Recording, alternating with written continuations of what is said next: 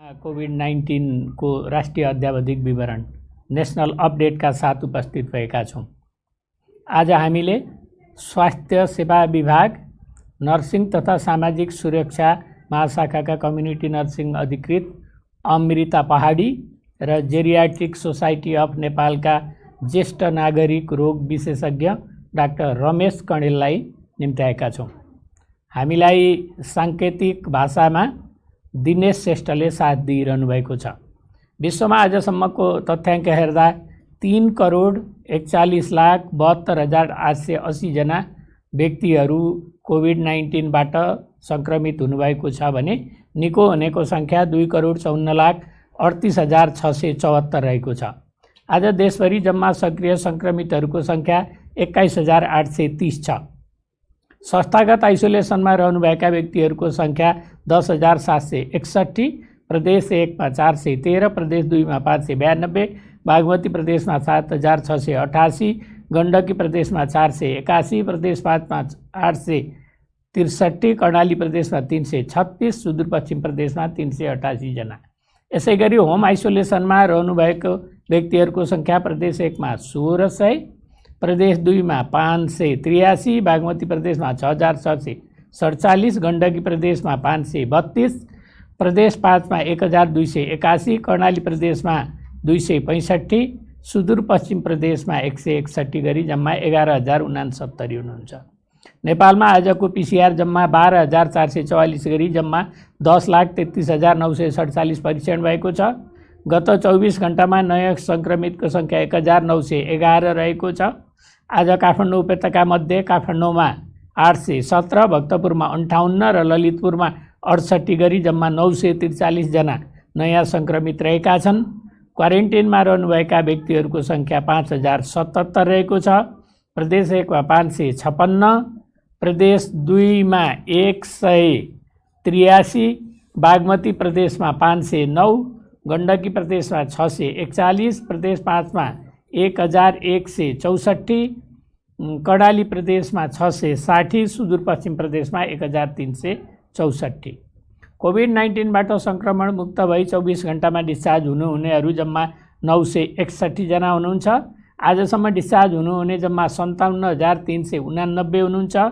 प्रदेश 1 बाट 5,124, प्रदेश 2 बाट 13,898, बागमती प्रदेश 6,090, गण्डकी प्रदेशमा 3,379, प्रदेश 5 मा 8,911, कर्णाली प्रदेशमा 2,968 र सुदूरपश्चिम प्रदेशमा 7,019 जना।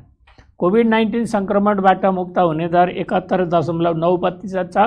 सङ्क्रमितहरू निको भएर घर फर्किसक्नु भएको छ। उहाँहरूको उपचार तथा हेरचाहमा अहोरात्र खटिनुभएका चिकित्सक, नर्सेस, स्वास्थ्यकर्मी तथा अन्य सहयोगी शुभेच्छुकहरू सबैलाई स्वास्थ्य तथा जनसङ्ख्या मन्त्रालय हार्दिक धन्यवाद दिन चाहन्छ। 2वटा कल सेन्टरबाट हामीलाई 1240वटा कल प्राप्त भएका छन्। आइसियुमा उपचाररतको सङ्ख्या प्रदेश अनुसार प्रदेश 1 मा 20 जना, प्रदेश 2 मा 18 जना, बागमती प्रदेशमा 108 जना, गण्डकी प्रदेशमा 6 जना, प्रदेश 5 मा 52 जना, कर्णाली प्रदेशमा 15 जना, सुदूरपश्चिम प्रदेशमा 1 जना गरी जम्मा 220 जना हुनुहुन्छ। भेन्टिलेटरमा उपचाररत सङ्ख्या प्रदेश अनुसार प्रदेश 1 मा 3, बागमती प्रदेशमा 19, प्रदेश 5 मा 3 गरी जम्मा 25 जना हुनुहुन्छ। 500 भन्दा बढी सक्रिय सङ्क्रमित भएको जिल्लाहरूमा मोरङ, सिराहा, सुनसरी, ललितपुर, काठमाडौँ, चितवन, भक्तपुर र रूपन्देही रहेका छन् र शून्य सङ्क्रमित भएका जिल्लाहरू मनाङ, मुस्ताङ, डोल्पा र मुगु रहेका छन्। अब आज चाहिँ ज्येष्ठ नागरिक दिवस। यस अवसरमा चाहिँ आफ्नो कुराहरू राख्दिन डाक्टर रमेश कणेलज्यूलाई म अनुरोध गर्दछु। प्राध्यापक जागेश्वर गौतम सर। नमस्कार दर्शकवृन्द, आज 30औं अन्तर्राष्ट्रिय ज्येष्ठ नागरिक दिवस। यस अवसरमा म नेपालको पहिलो ज्येष्ठ नागरिक रोग विशेषज्ञ डाक्टर रमेश कणेलको तर्फबाट सम्पूर्ण दर्शक बुवा आमा तथा हजुरबा हजुरआमालाई सुस्वास्थ्य एवं दीर्घायुको लागि हार्दिक शुभकामना अर्पण गर्दछु। यस 30औं अन्तर्राष्ट्रिय ज्येष्ठ नागरिक दिवसको नारा रहेको छ, pandemics do they change how we address age in ageing. यसको नेपालीमा उल्था गर्दा चाहिँ महामारी के यसले उमेर र बुढ्यौलीको सम्बोधनलाई सम्बोधनमा परिवर्तन गर्दछ भन्ने चाहिँ मूलभूत नाराका साथ हामी यो अन्तर्राष्ट्रिय ज्येष्ठ नागरिक दिवस मनाइरहेका छौँ। दर्शकहरू, अब भर्खरै प्राध्यापक जागेश्वर गौतम सरले पनि भन्नुभएको छ कि नेपालमा कोरोनाको सङ्क्रमण बढ्दो दरमा रहेका छन्। सुरुका दिनहरूमा चाहिँ हामीलाई त्यस्तो लागेन पनि कि नेपालमा पनि अन्तर्राष्ट्रिय हिसाबले जुन हिसाबले कोरोनाको महामारी देखिएको छ त्यो हाम्रो देशमा पनि देखिन्छ कि देखिन्न भन्ने सम्बन्धमा केही दुविधाहरू थिए। तर सायद अहिले हामी त्यो सबै दुविधा, ती भ्रमहरूबाट चाहिँ हामी मुक्त भइसकेका छौँ। हाम्रो समुदायमा कोरोनाको सङ्क्रमण फैलिसकेको छ र यस क्रममा चाहिँ हाम्रो समाजमा रहेका ज्येष्ठ नागरिकहरू चाहिँ यसबाट धेरै नै प्रभावित भइरहेको अवस्था चाहिँ हामीले देखिरहेका छौँ। आज नेपालमा जति पनि मृत्यु भएको छ कोरोनासँग सम्बन्धित मृत्यु, त्यसमा 50% भन्दा बढी चाहिँ ज्येष्ठ नागरिक नै हुनुभएको छ। विशेष गरी 60 देखि 65 वर्षभन्दा माथिका ज्येष्ठ नागरिकहरू नै प्रभावित भइरहेको सन्दर्भमा यस अन्तर्राष्ट्रिय ज्येष्ठ नागरिक दिवसको नारा पनि यससँग सम्बन्धित हुन्छ र सार्थक पनि हुन्छ सायद। र हामी सबैलाई थाहा भएको हो कि यो कोरोनाको सङ्क्रमण र यसको जटिलता, विशेष गरी एउटा कोरोना आफूमा सङ्क्रमित हुने सम्भावना र त्यसपछि जुन देखिने जटिलताहरू, त्यसको उच्च जोखिममा चाहिँ 65 वर्षभन्दा माथिका ज्येष्ठ नागरिकहरू र अन्य क्याटेगोरीमा, अन्य समूहमा चाहिँ दीर्घरोग भएका मानिसहरू, कुनै पनि उमेर समूहका। र हामी ज्येष्ठ नागरिक रोग विशेषज्ञहरूले सरसर्ती देखेको चाहिँ यो जति पनि दीर्घरोगहरू छन् यिनको भयावह अवस्था चाहिँ ज्येष्ठ नागरिकहरूमै बढी देखिएको छ। त्यही भएर पनि यो कुरालाई हामीले नजरअन्दाज चाहिँ गर्न सकिँदैन। अब नेपालमा अहिलेसम्म कोरोनाको जुन मृत्युदर, आम जनसङ्ख्याको मृत्युदर 1% भन्दा कम छ भनेर हामीले देखिरहेका छौँ, हामीले पढिरहेका छौँ, हामीले सुनिरहेका छौँ। तर जब हामी ज्येष्ठ नागरिकहरूको उमेरको हिसाबले कुरा गर्छौँ तब यो अवस्था अलि दुःखदायी नै छ, अलि पीडादायी नै छ। म आम दर्शकहरू सम्बन्धी एउटा तथ्याङ्क सेयर गर्न गइरहेको छु।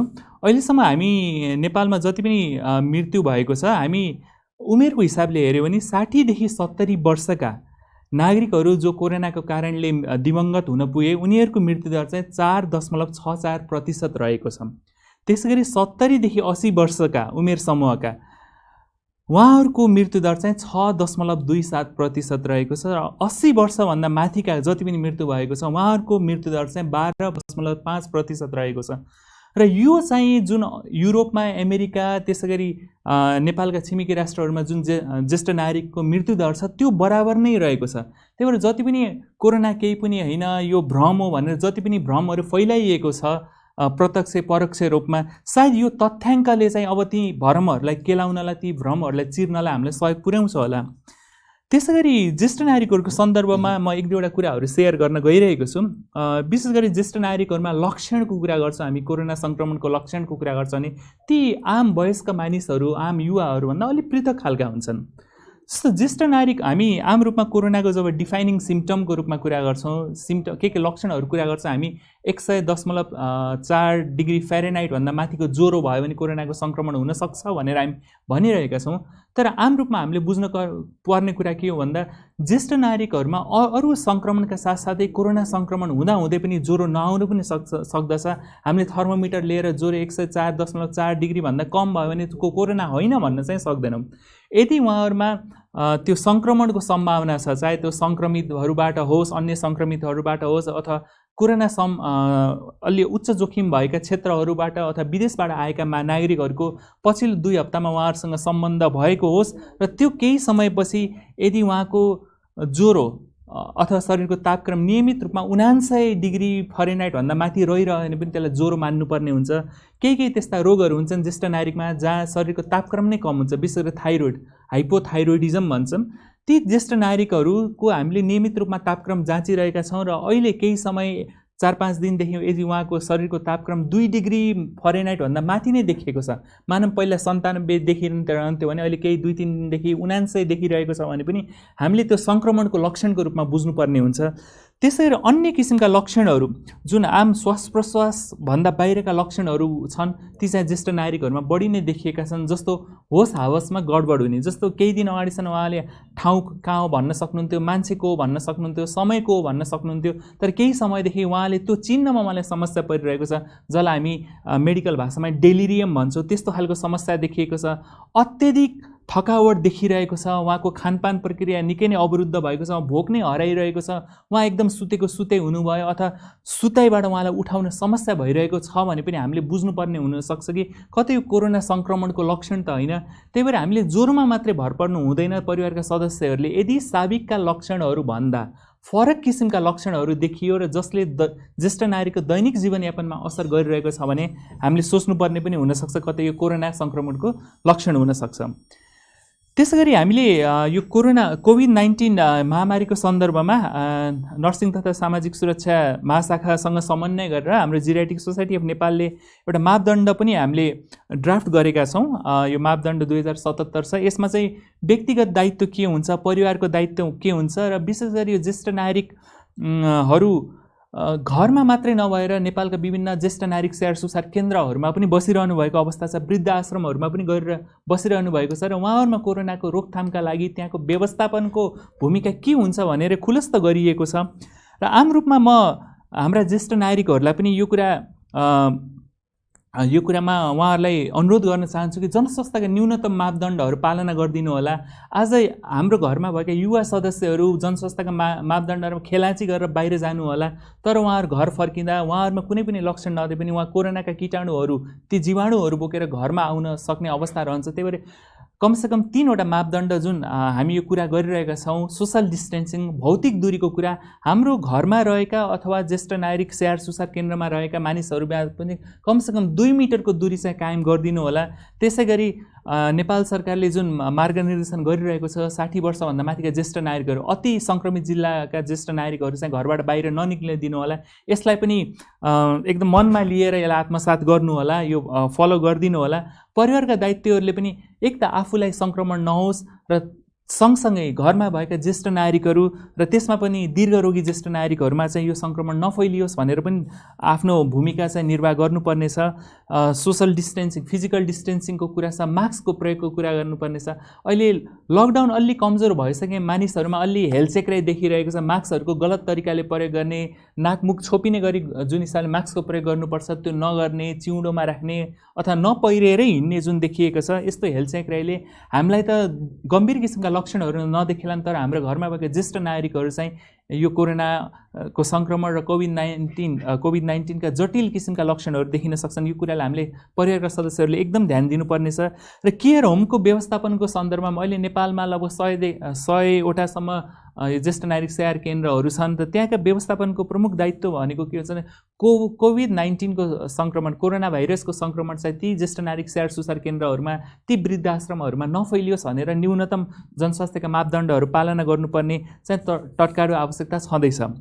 त्यसमाथि ज्येष्ठ नागरिकहरूमा कोरोना बाहेक दीर्घ रोगहरू पनि छन्, जुन दीर्घ रोगको व्यवस्थापन निकै नै चुनौतीपूर्ण हुँदै गइरहेको छ। उहाँमा सुगर जन्य रोग होला, उहाँहरूमा दमको रोग होला, उहाँहरूमा उच्च रक्तचाप होला। ती रोगहरूको अवस्था कस्तो छ भन्ने कुरामा पनि परिवारका सदस्यहरूले निकै नै ध्यान दिनुपर्छ। र आउँदो महान चाड दसैँ तथा तिहारमा पनि मानिसहरू एक ठाउँमा जमघट हुने, ज्येष्ठ नागरिकहरूसँग जमघट हुने सक्ने अवस्था हुन्छ। त्यही भएर यस अवस्थामा पनि सकेसम्म जनस्वास्थ्यका न्यूनतम मापदण्डहरू पालना गरिदिनु होला। जुन फिजिकल डिस्टेन्सिङ 2 मिटरको भौतिक दूरी कायम गरिदिनु होला, मास्कको प्रयोग गरिदिनु होला र नियमित रूपमा साबुन पानीले हात धुने जुन प्रक्रिया छ ती न्यूनतम मापदण्डहरू पालना गरिदिनु भने सायद यो कोरोनाको कहरबाट हामीले हाम्रा ज्येष्ठ नागरिकहरूलाई बचाउन सक्थ्यौँ होला। र अन्त्यमा म आज अन्तर्राष्ट्रिय ज्येष्ठ नागरिक दिवसको अवसरमा सम्पूर्ण ज्येष्ठ नागरिकहरूलाई शुभकामना दिँदै आफ्नो मन्तव्य यही टुकाउँछु। धन्यवाद। धन्यवाद छ डाक्टर साहब, तपाईँले ज्येष्ठ नागरिकहरूको बारेमा र अहिले कोरोनाको अवस्थामा के गर्ने के नगर्ने भनेर बताइदिनु भयो र हाम्रो दर्शकहरू पनि लाभान्वित हुनुभएकै छ। र म अब अमृता पहाडीलाई आफ्नो कुराहरू राखिदिनु हुन म अनुरोध गर्दछु। धन्यवाद सर। नमस्कार। आज अक्टोबर 1 अन्तर्राष्ट्रिय ज्येष्ठ नागरिक दिवस।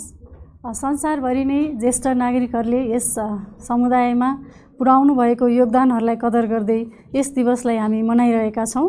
र नेपालमा पनि कोभिड-19 को महामारीले ज्येष्ठ नागरिकहरूमा जुन असर पुर्याइरहेको छ र यी विभिन्न महामारीले ज्येष्ठ नागरिकमा पुर्याउने असर र त्यसमा हामीले जुन व्यवस्थापन गरिरहेका छौँ र जुन सम्बोधन भइरहेको छ त्यस अवस्थालाई हामीले परिवर्तन गर्न सक्छौँ त भन्ने जुन नारा तय गरिएको छ, यही नारालाई नै लिएर हामी पनि यो दिवस मनाइरहेका छौँ। संसारभर घट्दो जन्मदर र बढ्दो औसत उमेरका कारण ज्येष्ठ नागरिकहरूको सङ्ख्यामा वृद्धि भइरहेको छ। विश्व स्वास्थ्य सङ्गठनले पनि सन् 2050सम्म 60 वर्षभन्दा माथिका ज्येष्ठ नागरिकहरूको सङ्ख्यामा दोब्बर वृद्धि हुने आकलन गरिरहेको छ र यही आकलन अनुसार नै नेपालमा पनि ज्येष्ठ नागरिकहरूको सङ्ख्यामा वृद्धि भइरहेको छ र विक्रमसम्म 2068 को राष्ट्रिय जनगणनाले पनि कुल जनसङ्ख्याको 8.13% जनसङ्ख्या चाहिँ ज्येष्ठ नागरिकहरू रहनुभएको तथ्य सार्वजनिक गरेको छ र बढ्दो उमेर सँगसँगै ज्येष्ठ नागरिकहरूले समुदायमा पुर्याउने योगदान र हामी परिवार र समाजले सिङ्गो राष्ट्रले नै जुन अवसरहरू प्राप्त गरेका छौँ यो उमेर सँगसँगै बढिरहेको हुन्छ र ज्येष्ठ नागरिकहरूले गर्ने जुन योगदान छ र यी अवसरहरूलाई मध्यनजर गर्दै विश्व स्वास्थ्य सङ्गठनले जुन सन् 2020 र 2030 को दशकलाई स्वस्थ बुढ्यौलीको प्रबोधन गर्ने दशकको रूपमा लिएको छ र नेपालमा पनि ज्येष्ठ नागरिकहरूलाई सक्रिय सबल र स्वस्थ राख्नका लागि राष्ट्रिय स्तरबाट र स्थानीय तहबाट पनि विभिन्न कार्यक्रमहरूको आयोजना गरिएको छ र विभिन्न कार्यक्रम तथा नीतिहरू ल्याइएको छ। म यस मिडिया ब्रिफिङको समयलाई अवसरको रूपमा लिँदै स्वास्थ्य तथा जनसङ्ख्या मन्त्रालयबाट ज्येष्ठ नागरिकहरूका लागि लक्षित गरिएका केही कार्यक्रमहरूको बारेमा छोटकरी रूपमा प्रस्तुत गर्दैछु। 100 शय्याभन्दा माथिका 24वटा केन्द्रीय र प्रादेशिक अस्पताल गरेर त्यहाँ ज्येष्ठ नागरिकका लागि छुट्टै वार्डको सञ्चालन गरिरहने र त्यहाँबाट निःशुल्क अन्तरङ्ग सेवा प्रदान गर्ने व्यवस्था गरिएको छ भने स्वास्थ्य बिमा बोर्डद्वारा ज्येष्ठ नागरिकको हकमा 100% प्रिमियम बिहोर्ने व्यवस्था पनि गरिएको छ। त्यस्तै 75 वर्षभन्दा माथिका ज्येष्ठ नागरिकहरूलाई निश्चित अस्पतालबाट डायलासिस तथा मुटु रोगको निःशुल्क उपचारको व्यवस्था गरिएको छ। स्वास्थ्य तथा जनसङ्ख्या मन्त्रालयको अनुदानमा 35वटा अस्पतालबाट जुन 12वटा लक्षित समूहलाई स्वास्थ्य सेवामा सहुलियत प्रदान गर्ने व्यवस्था गरिएको छ। ती 12वटा लक्षित समूहमध्ये ज्येष्ठ नागरिक पनि एक समूह रहनुभएको छ। त्यसैगरी यस आर्थिक वर्षको नीति तथा कार्यक्रममा पनि ज्येष्ठ नागरिक केन्द्रित रहेर विभिन्न कार्यक्रमहरू आएका छन्। जस्तै स्वास्थ्य उपचारको सुविधासहितको ज्येष्ठ नागरिक गृहहरू स्थापना गर्ने भनेर जुन कार्यक्रम आएको थियो त्यसैलाई केन्द्रित रहेर नर्सिङ तथा सामाजिक सुरक्षा महाशाखाले यी ज्येष्ठ नागरिक स्याहार केन्द्रहरूको मापदण्ड र त्यहाँ सञ्चालन गर्न आवश्यक भौतिक पूर्वाधारहरू सम्बन्धी कार्यविधिको मस्यौदा तयार गर्ने क्रममा रहेको छ। त्यस्तै गरी वडा स्तरीय सेवा केन्द्रबाट 40 वर्ष माथिका नागरिकहरूको रक्तचाप, पिसाबमा अल्बुमिन र ग्लुकोजको मात्रा तथा रगतमा ग्लुकोज जाँच गर्ने व्यवस्था गर्ने कार्यक्रम रहेको छ र त्यस्तै ज्येष्ठ नागरिक लगायत अन्य आम नागरिकका लागि स्वस्थ रहन स्थानीय तहका वडाहरूमा नागरिक आरोग्य केन्द्र स्थापना गर्ने कार्यक्रम पनि रहेको छ। र अघि नै हाम्रो ज्येष्ठ नागरिक विशेषज्ञ डाक्टर रमेश कँडेलले भनिसक्नुभयो, यस कोभिडको अवसरमा ज्येष्ठ नागरिकहरू अत्यन्तै प्रभावित हुनुभएको छ। उहाँहरूमा हुने सङ्क्रमण दरमा पनि वृद्धि भइरहेको छ भने उहाँहरूको मृत्यु दर पनि उमेर सँगसँगै बढिरहेको छ।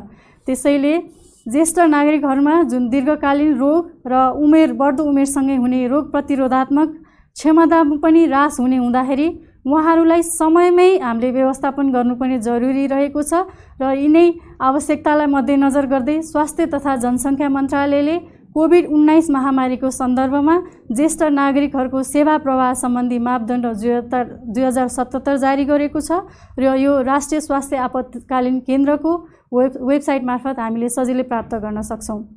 र अन्तमा ज्येष्ठ नागरिकहरूमा हुने सङ्क्रमण दरलाई कम गर्न, उहाँहरूमा हुने जुन मृत्यु दरलाई कम गर्न, उहाँहरूलाई अत्यावश्यक कामबाहेक भिडभाड हुने ठाउँ जस्तै पूजाआजा गर्ने ठाउँ, भजन कीर्तन लगायत अन्य ठाउँहरूमा सहभागी नगराउन, ज्वरो रुगाखोकी लागेका व्यक्तिहरू ज्येष्ठ नागरिकको समीप नजानु हुन र जानै परे पनि स्वास्थ्यका न्यूनतम मापदण्ड छन्। कम्तीमा 2 मिटरको भौतिक दूरी कायम गर्ने, मास्कको उचित प्रयोग गर्ने र बेला बेलामा साबुन पानीले हात धोएर अथवा सेनिटाइजरको प्रयोग गरेर मात्रै जाने र उहाँहरू ज्येष्ठ नागरिकको रोग प्रतिरोधात्मक क्षमता बढाउनलाई पौष्टिक आहार र घरमै साधारण खाले जुन सूक्ष्म व्यायामहरू गर्न सकिन्छ त्यसको व्यवस्था गर्ने र जहाँ दीर्घरोगी ज्येष्ठ नागरिकहरू हुनुहुन्छ, अशक्त ज्येष्ठ नागरिक हुनुहुन्छ, ती परिवारका सदस्यहरूले पनि आफ्नो ज्येष्ठ नागरिकका स्वास्थ्यमा विशेष ध्यान पुर्याउनु हुन अनुरोध गर्दै सम्पूर्ण ज्येष्ठ नागरिक लगायत उहाँको परिवारजनमा 30औं अन्तर्राष्ट्रिय दिवस ज्येष्ठ नागरिक दिवसको शुभकामना व्यक्त गर्दछु र नेपाल सरकार स्वास्थ्य तथा जनसङ्ख्या मन्त्रालयलाई दिएका न्यूनतम मापदण्ड पालना गरौँ, ज्येष्ठ नागरिकहरूलाई कोभिड-19 को सङ्क्रमणबाट जोगाउँ र आफू पनि जोग्यौँ भन्दै म बिदा हुन्छु। हस्त, नमस्कार, धन्यवाद। आज पनि हामीले आजको कोभिड-19 को अपडेट सुनिसक्यौँ। काठमाडौँ उपत्यका, मोरङ, चितवन, कैलाली, रूपन्देही जस्ता जिल्लाहरू जहाँ जनघनत्व धेरै छ त्यो जिल्लाहरूमा अहिले कोभिड-19 को सङ्क्रमण चाहिँ उच्च दरमा बढिरहेको छ र यी जनघनत्व बढी भएका ठाउँहरूमा जमघट, भेला, जुलुस, बैठक, रेस्टुरेन्ट लगायत अन्य ठाउँहरूको जमघट, यो भिडभाडले चाहिँ यो इन्फेक्सनको दर बढिरहेको छ र मैले धेरै पहिला पनि भनेको थिएँ कि जहाँ जमघट धेरै हुन्छ त्यहाँ चाहिँ कोभिड-19 को सङ्क्रमण पनि बढी हुन्छ र यो कुरा चाहिँ प्रमाणित भइसकेको छ र कोरोना केही होइन, यो भ्रम हो भन्नेहरूलाई पनि म पहिल्यै मैले 1-2 चोटि चुनौती दिइसकेको छु। फेरि पनि म उहाँहरूलाई भन्न चाहन्छु, समाजमा अफवाह फैलाएर गलत कुरा बोलेर हाम्रा चाहिँ श्रद्धेय वृद्ध विद्धाहरू, हाम्रा हजुरबा हजुरआमाहरू, बा आमाहरूको ज्यान जाने अवस्था क्रिएट नहोस्, पैदा नहोस् भन्ने पनि म जानकारी गराउन चाहन्छु। टेकु अस्पतालमा भएको लाइनको बारेमा धेरै सञ्चार माध्यमहरूले चाहिँ यसलाई उठाइरहनु भएको छ।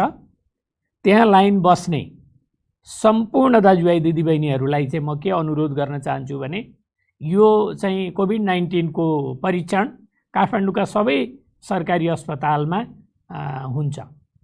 टेकुमै गएर लाइन बस्नुपर्ने छैन र त्यसरी लाइनमा बस्दा तपाईँ सङ्क्रमित हुनुभएको छैन भने त्यो लाइनमा बस्दा त्यो भिडबाट तपाईँ सङ्क्रमित हुन सक्नुहुन्छ। तपाईँ जान त टेस्ट गर्नको लागि गइरहनु भएको हुन्छ तर त्यहाँ गएर सङ्क्रमण लिएर घर फर्किनुहुन्छ। त्यसो भएर यस्तो भिडभाड नगरिदिनु हुन अरू अस्पतालमा पनि गएर स्याम्पल कलेक्सन गर्ने व्यवस्था भएकोले जानु हुन समेत म अनुरोध गर्दछु। र मैले धेरैचोटि भन्दै आएको छु, म फेरि आज पनि भन्न चाहन्छु, कोभिड-19 को सङ्क्रमणबाट बच्ने एउटा मात्र उपाय छ, त्यो भनेको आफू बाहेक आफू वरिपरिका सबै मान्छे सङ्क्रमित छन्, यिनीहरूले मौका पर्यो भने मलाई सार दिन्छन्, त्यसो भएर म चाहिँ बच्नुपर्छ भन्ने याद गर्नुपर्छ। त्यसका लागि चाहिँ काम नपरिकन घरबाट बाहिर निस्किनु हुँदैन, अनिवार्य रूपमा मास्क लगाउनुपर्छ, 2 मिटरको चाहिँ दूरी कायम गर्नुपर्छ र हात राम्रोसँग साबुन पानीले धुनुपर्छ, सम्भव नभएमा सेनिटाइजर प्रयोग गर्नुपर्छ। यसो गर्यो भने कोरोनाबाट सजिलै बच्न सकिन्छ। र यति भन्दै धेरै आइसियुहरूमा, भेन्टिलेटरहरूमा नेपाली दाजुभाइ दिदीबहिनीहरू चाहिँ अहिले सङ्घर्ष गरिरहनु भएको छ ज्यान बचाउनको लागि। हाम्रा डाक्टरहरू, नर्सहरू, स्वास्थ्यकर्मीहरू पनि त्यो सङ्घर्ष अहिले गरिरहनु भएको छ ज्यान बचाउनको लागि। एक त उहाँहरू आफै बिरामी पर्नु भएको छ, कति बेला के हुने हो भन्ने पनि ठेगान छैन। अर्को स्वास्थ्यकर्मीहरू, डाक्टर, नर्सहरू अरूको ज्यान बचाउनको लागि पनि बहुत मुस्किलका साथ सङ्घर्ष गरिरहनु भएको छ, काम गरिरहनु भएको छ, बिना खानपिन, बिना रेस्ट काम गरिरहनु भएको छ। ठुलो चाहिँ धैर्यताका साथ, मेहनतका साथ मानव जातिको सेवा र सुसारको लागि उहाँहरूले काम गरिरहनु भएको छ। यस्तो अवस्थामा तपाईँ हामीले पनि यसको लागि सहयोग गरौँ। दुःखद खबरहरू आइरहेका छन्, यी खबरहरूको बावजुद पनि हामीले संयमता साथ बिरामीहरूको उपचार गर्ने धैर्यता नगुमाउँ। यति भन्दै आजको कोभिड-19 सम्बन्धी अपडेट यहीँनिर सकिन्छ। केही भिडियो सन्देशहरू छोडेर हामी यहाँबाट बिदा हुन्छौँ। धन्यवाद, नमस्कार।